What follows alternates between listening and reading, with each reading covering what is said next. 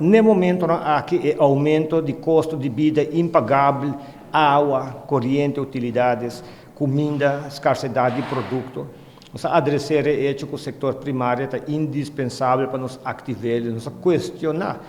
Com o governo, nós temos acordo com a Holanda, dentro da negociação que tem, para, entre outros, sostener o setor primário.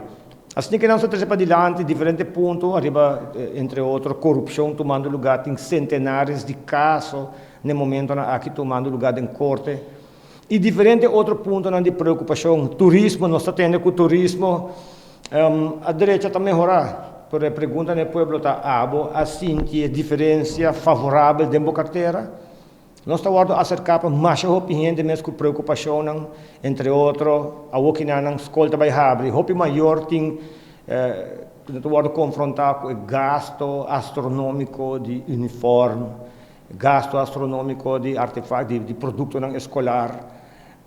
E não tem maneira de cobrir isso. Aqui, a mim acordo com o senhor Lampa, hasta cria post dentro do ministério, como está wonder que passou com ele aqui não, quando nós temos outro ministro, portar usar ele para viajar.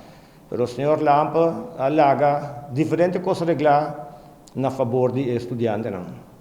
Tanto tem diferentes manifestações, na qual minha pessoa a trazer diferentes viagens para diante do parlamento, de reunião do parlamento, de rua de imprensa diante do parlamento, durante a manifestação do sindicato, na minha bisana de pessoa, tu na rabia comigo, que o sindicato não presta na mês politicamente. Manifestação contra o senhor Lampa, em qualidade de ministro de Underway, estava politicamente orquestrada. E hoje em dia, é mesmo motivo não para manifestar, entre outros, fazerem de escola, para me mencionar um. Hoje em dia, a escola está o que fazer, mas é uma união, e nenhum gente está manifestar.